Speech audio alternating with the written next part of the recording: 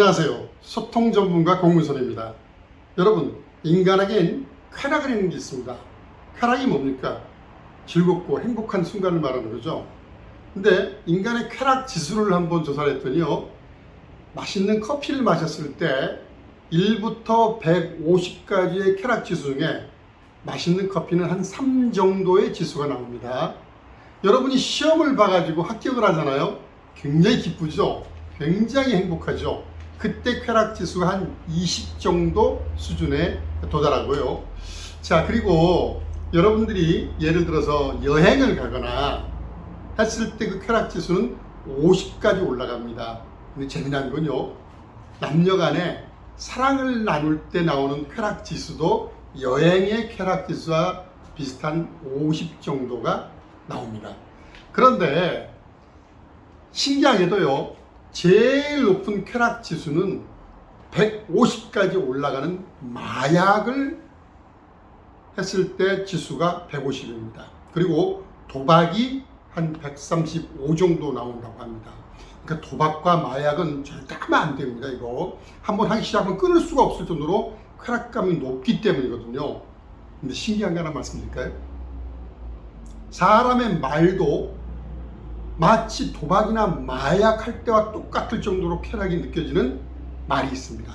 바로 뭐냐면요, 자기 자랑입니다. 자기 자랑. 내가 내 자랑을 할 때 그 쾌락감은 마치 마약이나 도박을 할 때만큼이나 높은 기준의 쾌락이 느껴진다고 합니다. 그러니까요, 상대방을 기분 좋게 하는 방법이 뭐가 있을까요? 바로 뭐죠?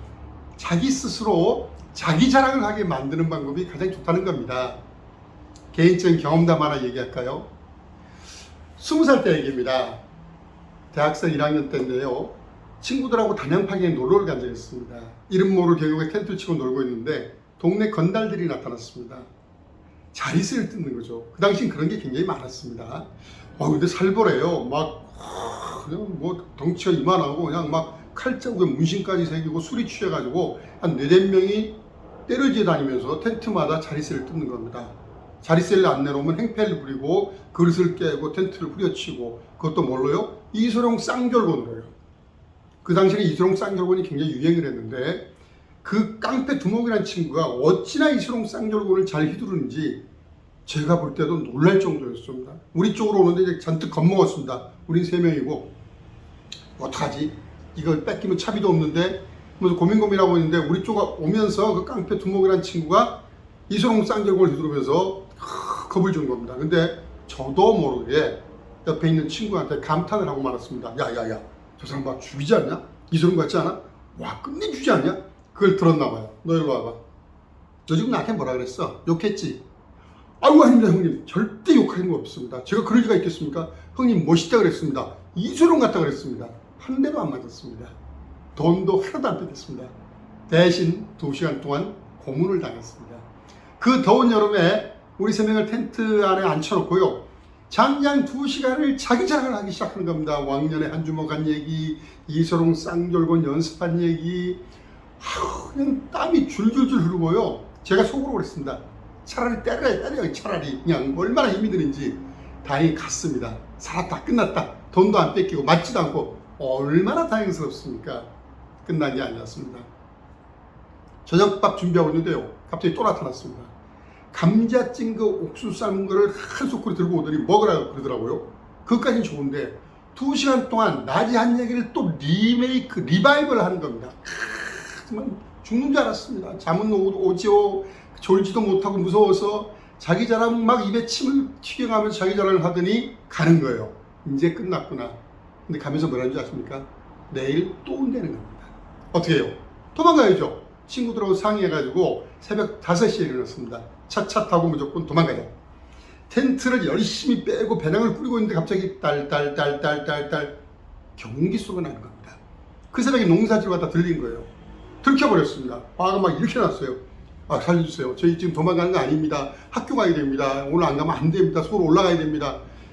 그냥 분원을 사귀지 못하고 씩씩거리더니 할 수 없이 봐줘요. 그런데요, 시키지도 않았는데 배낭하고 텐트를 경운기에다 싣더니 타래요. 버스로 25분이면 갈 단양역을 무려 경운기 타고 2시간 50분을 간 겁니다. 그 더운 여름에 속도도 빠르지도 않은데 그냥 경운기 타고 가는데 땀은 흐르지. 그런데 앞에서 그 깡패 두목은 계속해서 또 자기 자랑을 하기 시작한 겁니다. 너무 좋아하는 거예요.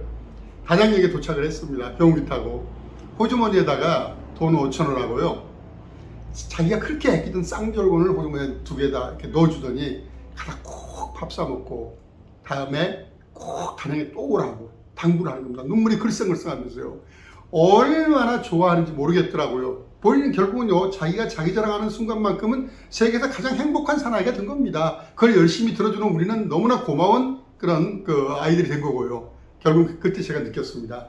아, 사람들이 칭찬해 주는 것보다 더 좋아하는 게 자기 자랑이구나. 실제 쾌락 지수에도 보면요, 칭찬 같은 경우는 10점 정도밖에 지수가 안 나오는데 자기 자랑은 무려 150점이 넘을 정도로 마약과 도박만큼이나 기분이 좋을 정도로 정말 큰 쾌락 지수를 느낄 수 있다고 하니까요. 여러분도 주변에 좋은 사람이 되고 또 주변 사람들한테 인정받으려면요, 내가 내 자랑하지 말고 그 사람 칭찬해 주지 말고 그 사람 스스로 자기 자랑할 수 있는 기회를 주고 자랑 좀 해달라고 해주시기 바랍니다. 실제로요, 유치원 선생님들이 재미난 그런 이야기를 해주더라고요.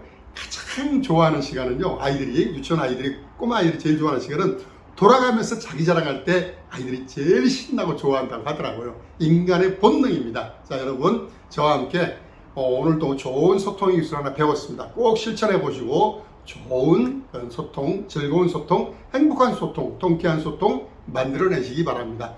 고맙습니다.